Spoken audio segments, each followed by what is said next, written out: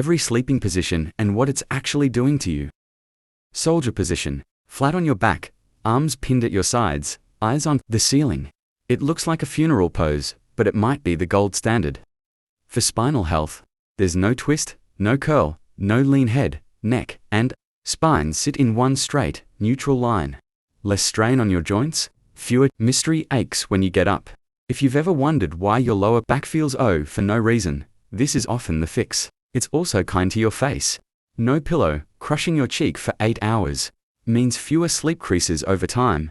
Dermatologists actually point to this position when people ask how to age better skin-wise.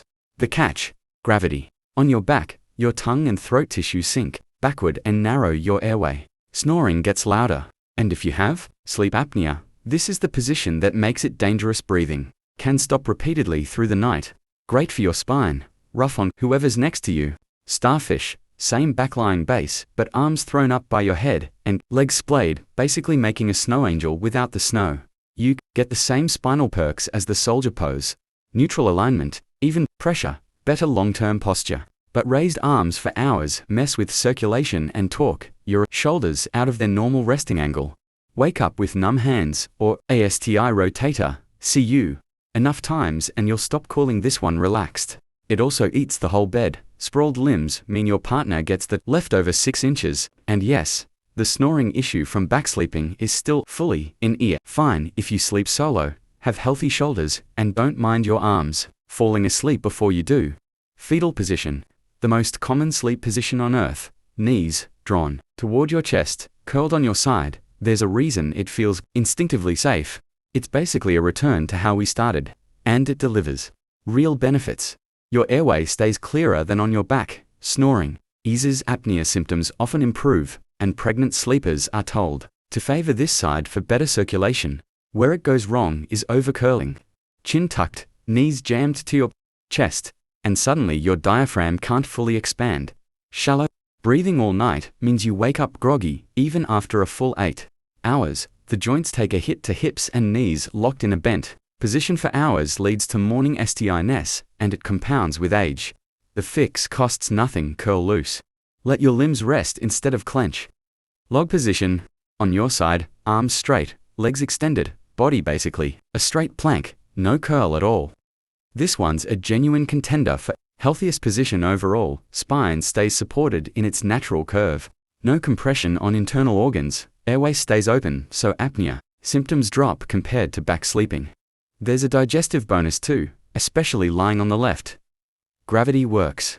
With your gut instead of against it, food moves through more smoothly, and reflux tends to ease since your stomach sits below your esophagus. The trade-off is your bottom arm. Trapped under your body weight for hours, it goes numb, then pins and needles. Annoying, not harmful. Shoulder soreness can creep in too if your mattress is too firm and all the pressure lands on one side. Easy fix. Flip sides, now and then. The reach your arms outside sleeping. Picture sleeping on your side, with both arms stretched out ahead of you, like you're reaching for the alarm clock in a dream.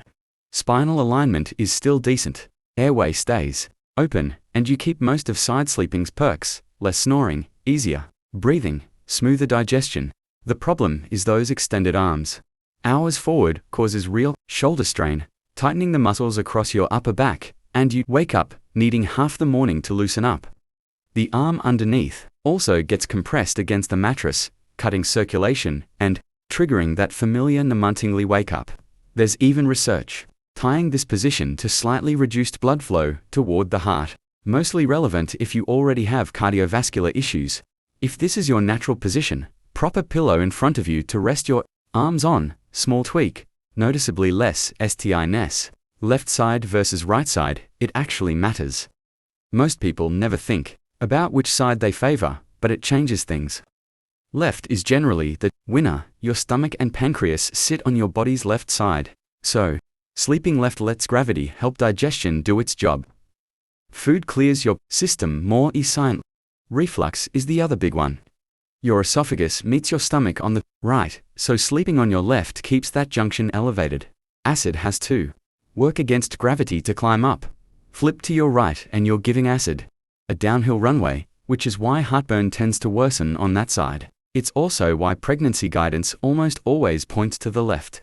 Better blood flow to the uterus and kidneys. Right side sleeping isn't dangerous for a healthy person, just less optimal added pressure on the liver and lungs.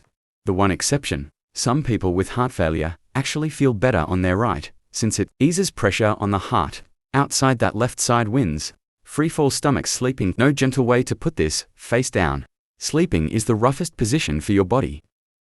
Head twisted to one side. For hours, arms tucked under or around the pillow, comfortable to fall asleep in, brutal on your neck, since your cervical spine wasn't built to stay rotated 90 degrees for a third of the day. Do it nightly, and you're looking at chronic neck pain, headaches, nerve irritation.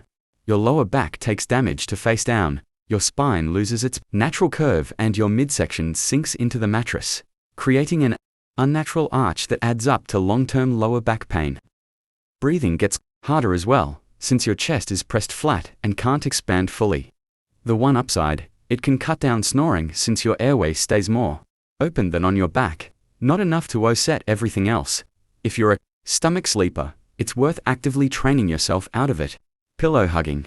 Plenty of people can't drift without clutching something, a pillow, a stewed animal, a rolled up blanket.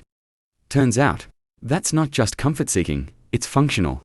Hugging a pillow on your side keeps your top arm supported and neutral instead of flopping across your chest or dangling awkwardly, which eases shoulder strain and keeps your spine better balanced. There's a chemical piece to physical contact, even with an object. Nudges your body to release oxytocin, the same hormone tied to hugging and bonding. Heart rate settles, stress eases, falling asleep gets easier.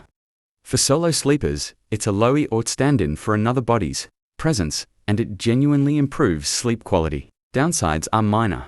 Gripping too hard can leave your arms tired, and an oversized pillow can throw shoulder position. Use a smaller, dedicated hugging pillow, and hold it loosely. Combination sleepers. Some people never settle into one position. They drift from back to side to stomach and back again all night. That's not restlessness for no reason. It might be your body protecting itself. Staying still too long builds up pressure on the same spots and slows blood flow there, so shifting redistributes the load before it causes damage. It also means you get a rotating mix of benefits. Spinal support while on your back, easier breathing once you roll to your side, comfort in a loose curl toward morning. The downside is fragmented sleep. Every shift requires a partial wake up to coordinate the move, and even if you don't remember it, it chips away at deep sleep cycles, leaving you less rested despite a full night in bed. Occasional movement is healthy. Constant tossing usually points to something else: bad mattress, unresolved pain, or restlessness from stress. Worth paying attention to. Elevated sleeping. Not every solution is a position. Sometimes it's an angle. Propping your upper body up around 30 to 45 degrees weather, with a wedge pillow, an adjustable bed frame, or stacked pillows, keeps your head and chest above your stomach. This is a major win for acid reflux. Lying flat lets stomach acid slide easily into the esophagus, while an incline uses gravity to keep it down where it belongs. People dealing with chronic reflux often see symptoms ease dramatically just from the angle change.